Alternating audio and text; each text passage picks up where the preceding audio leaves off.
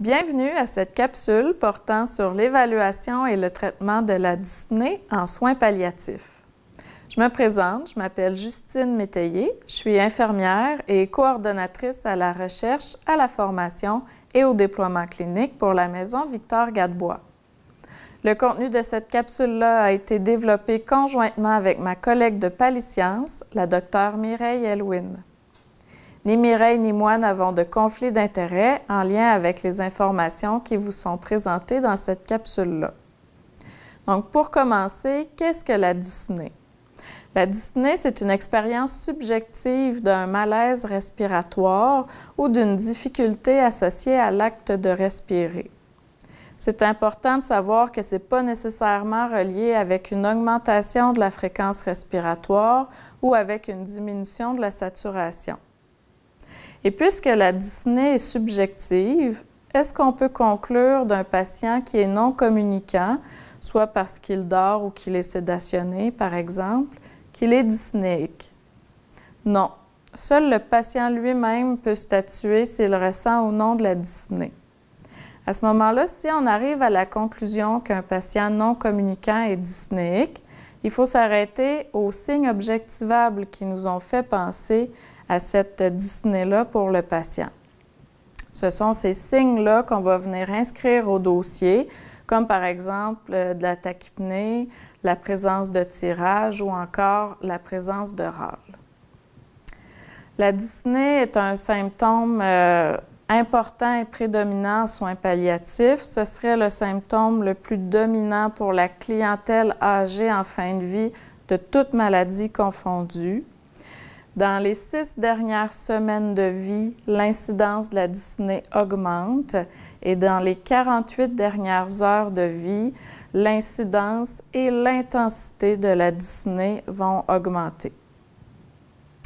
C'est une source d'anxiété et de stress très importante pour le patient et pour les proches. Donc, notre objectif, ça va être vraiment de diminuer la sensation d'essoufflement ou de suffocation, de diminuer l'effort respiratoire pour ultimement diminuer l'anxiété du patient et des proches également, pour augmenter la qualité de vie puis le confort de la personne. Donc, au niveau de l'étiologie, il y a plusieurs raisons qui peuvent expliquer la présence de dyspnée en fin de vie selon la pathologie du patient. Notamment, l'anxiété est une cause possible de dyspnée. Sinon, il peut y avoir des causes hématologiques comme la présence d'anémie sévère, des causes cardiaques comme une insuffisance cardiaque, des arythmies ou un épanchement péricardique, ou encore des causes pulmonaires comme un bronchospasme, un épanchement pleural ou une embolie pulmonaire, par exemple. Il y a d'autres causes qui peuvent contribuer à la présence de dyspnée en soins palliatifs. Il y a d'autres causes, notamment, qui vont être présentées à la fin de cette capsule-là. Donc, si on regarde au niveau de l'évaluation de la dyspnée, on y va avec notre traditionnel outil, le PQRST-UI. Donc, si je fais un bref récapitulatif de l'outil, le P est pour qu'est-ce qui provoque ou qu'est-ce qui pallie le symptôme, le Q pour la qualité, R pour la région, S pour la sévérité ainsi que la présence de symptômes associés, le T pour le temps, U pour understanding, la compréhension qu'a le patient de ce symptôme-là, et le I pour l'impact que ça a dans sa vie. Donc, si on regarde l'acronyme plus spécifiquement pour une évaluation de la dyspnée, ça pourrait ressembler à « Depuis combien de temps vous avez de la difficulté à respirer? » Est-ce que cette difficulté à respirer-là est toujours présente? Sinon, quand est-ce que ça survient?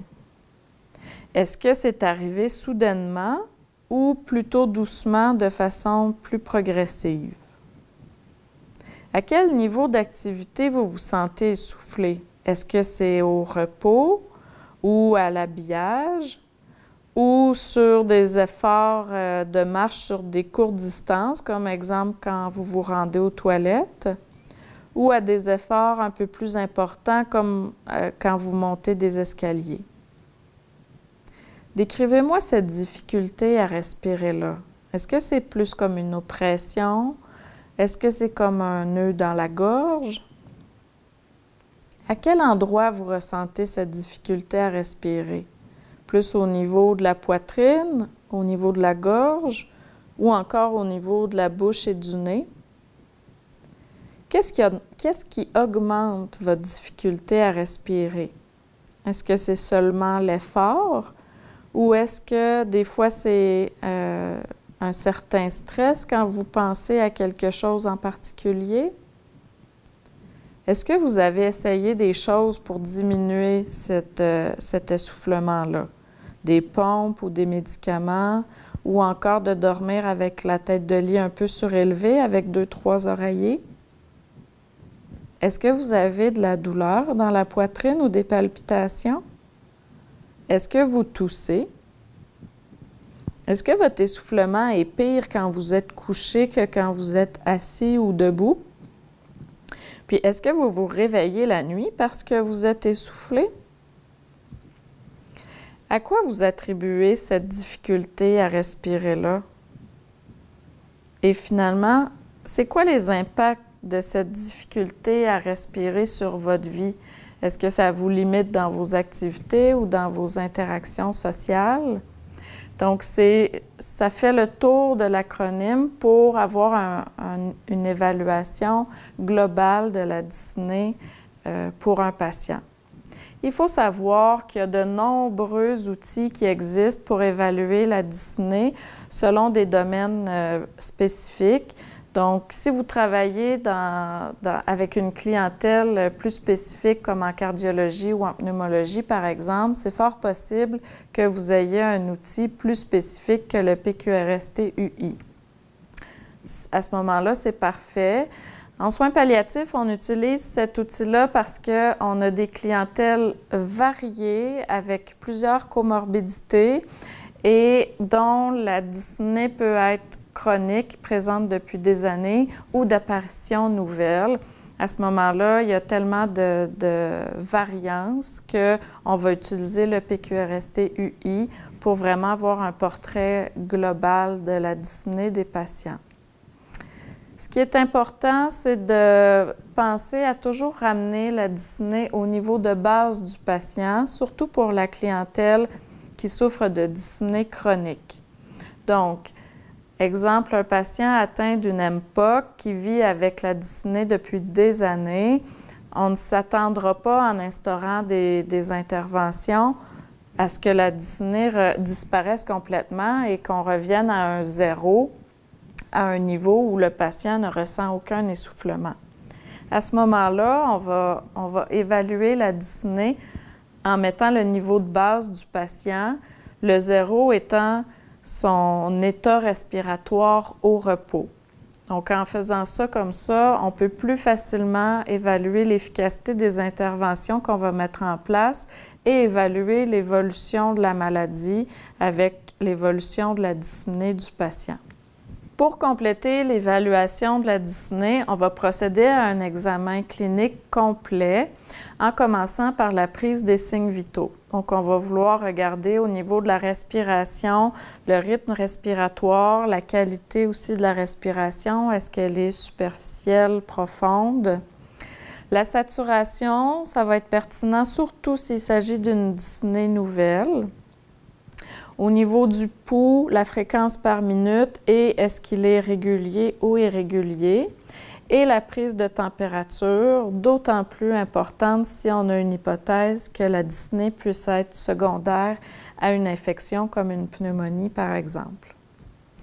On va regarder l'apparence générale du patient. Est-ce qu'il est agité? Est-ce qu'il est en détresse? Au niveau de son teint, est-ce qu'il présente de la cyanose ou est-ce qu'il y a une pâleur importante qui pourrait nous laisser penser à de l'anémie? La respiration, est-ce qu'elle est encombrée? Si c'est le cas, est-ce qu'on a pu visualiser des expectos pour en voir la qualité, la coloration? Est-ce qu'il y a présence de toux? S'il y a de la toux, est-ce qu'elle est sèche et irritative ou plutôt grasse et productive? Est-ce qu'il y a du tirage? Est-ce qu'il y a des bruits respiratoires comme du wheezing ou du stridor? Le wheezing est un bruit expiratoire qui est plus typique du bronchospasme et le stridor est un bruit inspiratoire qui fait plutôt référence à une obstruction des voies aériennes supérieures. Est-ce qu'il y a de la dyspnée à la parole ou à l'effort? Ou est-ce que la dyspnée est augmentée en décubitus, qui pourrait nous témoigner d'une orthopnée? Est-ce que le temps expiratoire est allongé? Ensuite, on va faire l'auscultation pulmonaire pour aller écouter est-ce qu'il y a des crépitants ou des ronchis, des sibilances? Est-ce que les murmures vésiculaires sont diminués? Et tout ça, on va regarder est-ce que c'est pareil au poumon droit et au poumon gauche ou est-ce qu'il y a une asymétrie? On va aussi évaluer l'état de conscience du patient. Est-ce qu'il est confus ou somnolent ou comateux? Ou dans le fond, n'importe quel changement de l'état de conscience par rapport à la normale du patient, on va l'évaluer. Au niveau de l'abdomen, est-ce qu'il y a de l'acide? Ou est-ce qu'il y a la présence d'une respiration paradoxale? Une respiration paradoxale, c'est quand l'abdomen, à l'inspiration, va se renfoncer, alors que normalement, quand on inspire, l'abdomen se gonfle. Finalement, au niveau des membres inférieurs, on va aller regarder s'il y a une présence d'œdème. S'il y a de l'œdème, est-ce que c'est unilatéral? Et au niveau des mollets, est-ce que le mollet est souple ou est plutôt induré? On va venir évaluer est-ce qu'il y a des signes qui nous font penser à une thrombose veineuse profonde qui pourrait nous amener vers une hypothèse d'embolie pulmonaire? Ou est-ce que l'œdème est plutôt bilatéral si le patient est connu ou suspecté pour une insuffisance cardiaque, par exemple? Donc, c'est ce qui fait le tour d'un examen clinique complet quand on évalue une dyspnée importante chez un patient. Et il faut noter aussi que s'il y a un grand écart entre l'évaluation qu'on a faite avec les questions qu'on a posées au patient et le résultat de notre examen clinique, donc exemple, le patient se dit extrêmement dyspnéique et au niveau de l'examen clinique, il n'y a absolument rien d'anormal, ni au niveau des signes vitaux, au niveau de la respiration, l'auscultation, l'abdomen, les membres inférieurs. Tout est beau. À ce moment-là, c'est possible qu'il s'agisse de la présence d'une anxiété qui soit la cause de la dyspnée du patient. Donc, maintenant qu'on a bien évalué le patient avec les questions à l'aide de l'outil PQRS-TUI et de notre examen clinique, on va vouloir soulager le patient. Dans les traitements, c'est super important de toujours combiner les traitements non pharmacologiques aux traitements pharmacologiques.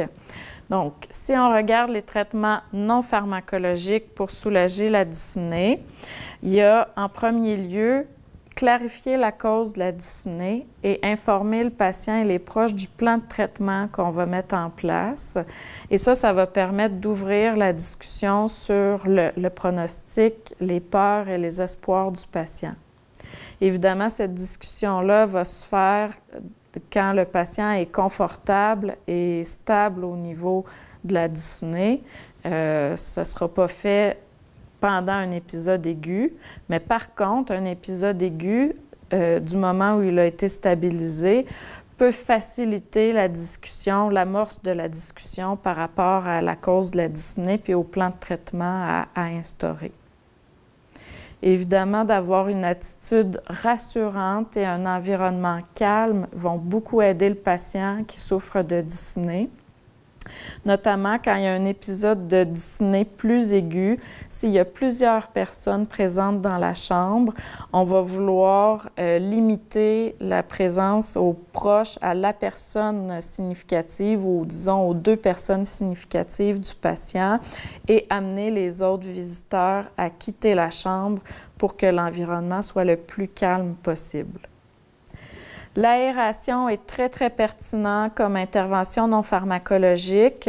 Évidemment, une aération générale de la chambre ou de la pièce où se trouve le patient est toujours pertinent, mais on parle davantage d'un courant d'air dirigé directement sur la joue par un ventilateur parce que la stimulation de la 2e branche du nerf trijumeau a des effets inhibiteurs centraux sur la dyspnée. Donc, le nerf trijumeau qui est vis-à-vis la joue, quand il est stimulé avec un courant d'air, va venir diminuer la perception de dyspnée pour le patient. Aussi, le positionnement, donc quand il y a un épisode aigu d'essoufflement, on va amener la tête de lit surélevée d'au moins 45 degrés. La restriction des activités, de prioriser les activités essentielles pour le patient.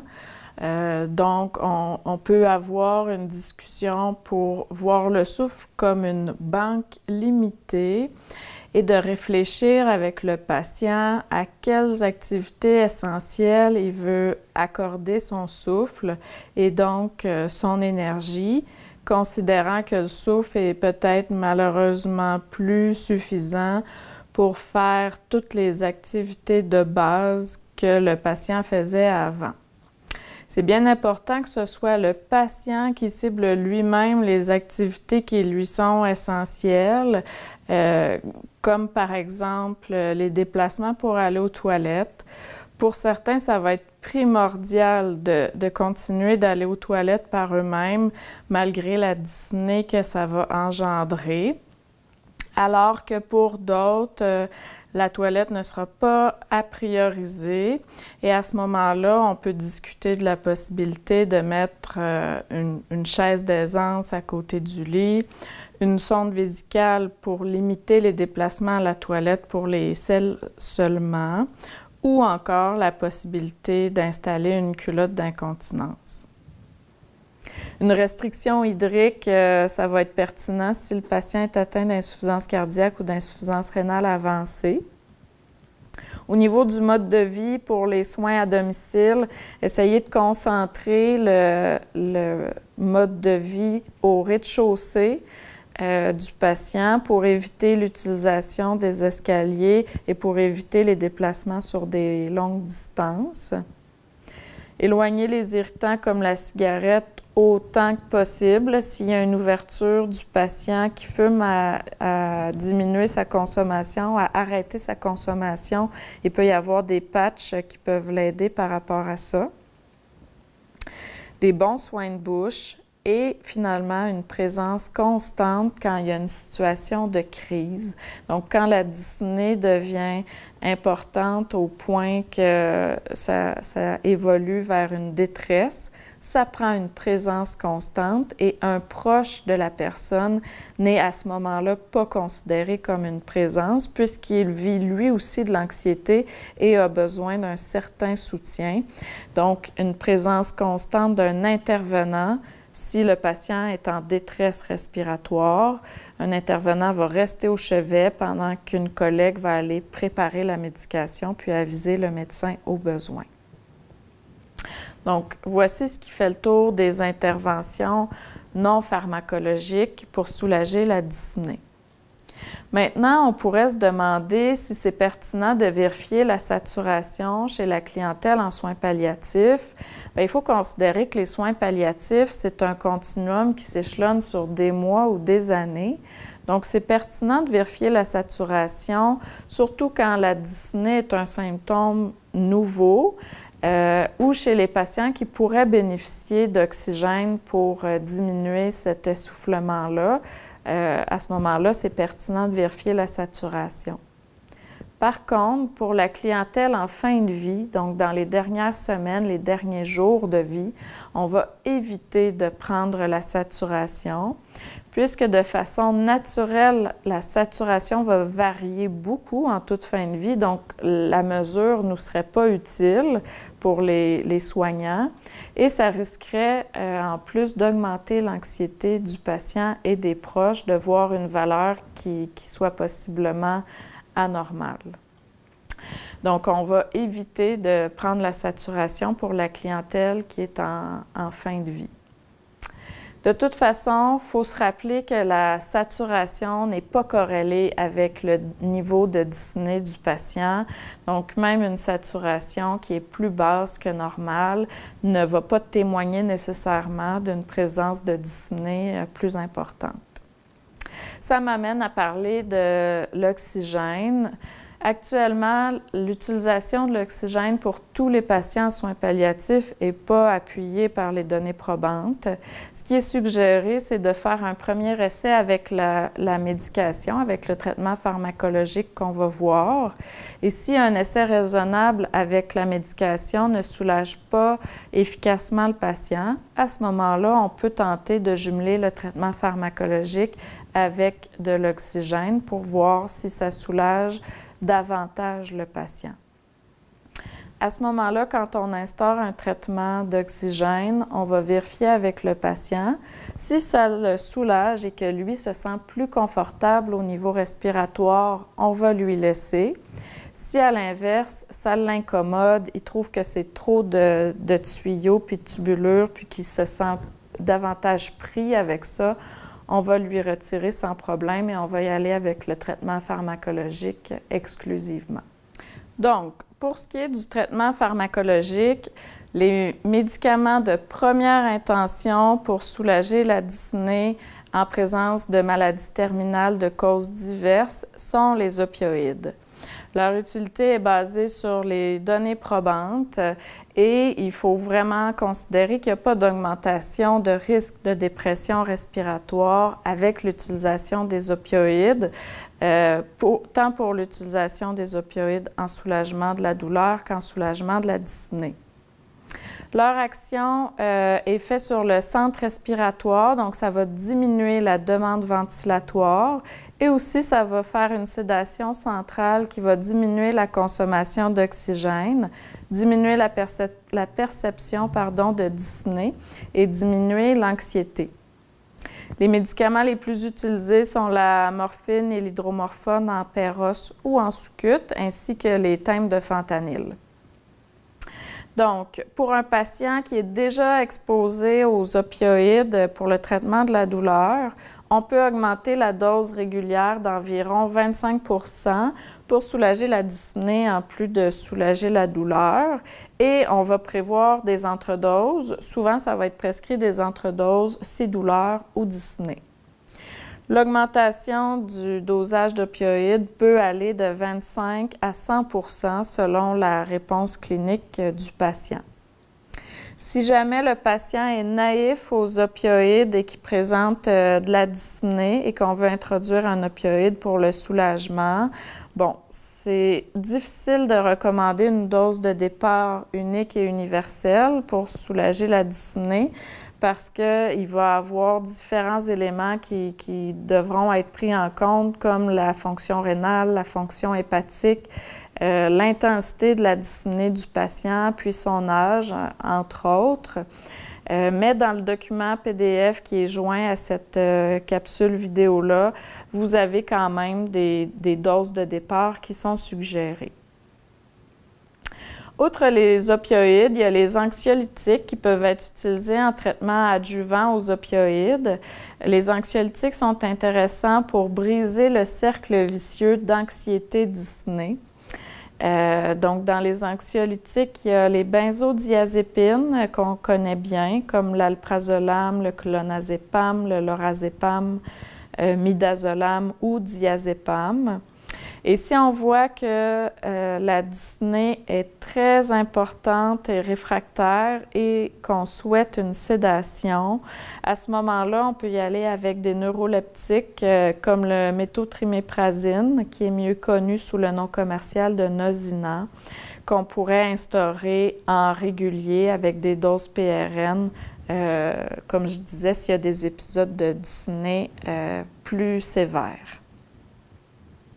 Sinon, il y a d'autres traitements qui peuvent être ajoutés pour adresser spécifiquement certaines causes de dyspnée, comme les bronchodilatateurs qui vont avoir un effet bénéfique supérieur s'il y a un bronchospasme, comme le Ventolin ou l'Atrovan, pour nommer leurs noms commerciaux. Ils vont généralement être donnés en aérosol doseur, donc par pompe avec une aérochambre. Normalement, on va réserver les nébulisations pour les patients qui sont faibles, alités ou très dyspnéiques. Par contre, avec le Ventolin, qui est le salbutamol, on va être vigilant si, en plus du bronchospasme, il y a une composante d'anxiété, parce que l'anxiété fait partie des effets secondaires du salbutamol, donc une espèce de fébrilité ou de nervosité intérieure. Donc, ça pourrait potentiellement augmenter cette anxiété-là et donc augmenter la dyspnée. Donc, il faut être vigilant si, en plus du bronchospasme, il y a une composante d'anxiété. Sinon, on peut aller avec les corticostéroïdes qui vont soulager la dyspnée grâce à l'effet anti-inflammatoire. Donc, ça va surtout être utile pour les cas d'asthme, de MPOC, de syndrome de la veine cave supérieure ou encore de tumeurs solides obstructives. Donc, il peut y avoir le dexaméthasone en Péros, en sous-cute ou en IV, ou encore la prednisone en Péros. Ce qui est important avec les corticostéroïdes, c'est que quand on a trouvé la dose qui soulage les symptômes, quand on a réussi à contrôler la dyspnée sévère, on va diminuer progressivement les doses jusqu'à l'obtention d'une dose minimale efficace. Ensuite, il y a les diurétiques qui vont aider à diminuer la dyspnée qui est secondaire à une congestion pulmonaire des patients qui souffrent d'insuffisance cardiaque grave. Donc, le furosémide, qui est le Lasix en nom commercial. Et s'il y a une surcharge aiguë qui est réfractaire, on pourrait y aller avec le métolazone, qui est le Zaroxolin. Finalement, les anticoagulants qui vont pouvoir prévenir des récidives chez des patients qui ont eu une embolie pulmonaire ou une thrombose veineuse profonde.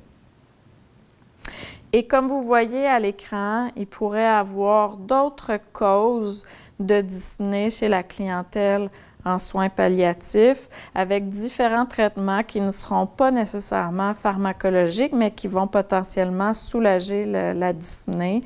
Comme par exemple, s'il y a un épanchement pleural, bien, ça peut être une thoracosynthèse. S'il y a présence d'acide, une ponction d'acide va possiblement diminuer la dyspnée du patient. S'il y a une obstruction des voies respiratoires par une masse, on peut aller installer un stent ou faire de la radiothérapie ou donner des corticostéroïdes pour diminuer l'inflammation. S'il y a une pneumonie, selon où est le patient dans la trajectoire de soins palliatifs, on pourra donner des antibiotiques. S'il y a de l'anémie sévère, encore là, une transfusion sanguine pourrait soulager la dyspnée. En cas d'insuffisance cardiaque, comme on vient de voir, bien, les diurétiques soulageraient la dyspnée à ce moment-là. Et s'il y a une sclérose latérale amyotrophique, une ventilation non invasive, dans certains cas, pourrait aider à diminuer l'essoufflement des patients.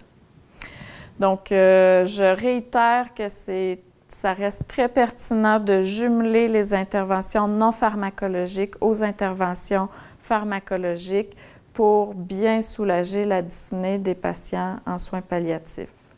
Donc, voilà ce qui fait le tour sur la capsule portant sur l'évaluation et le traitement de la dyspnée en soins palliatifs.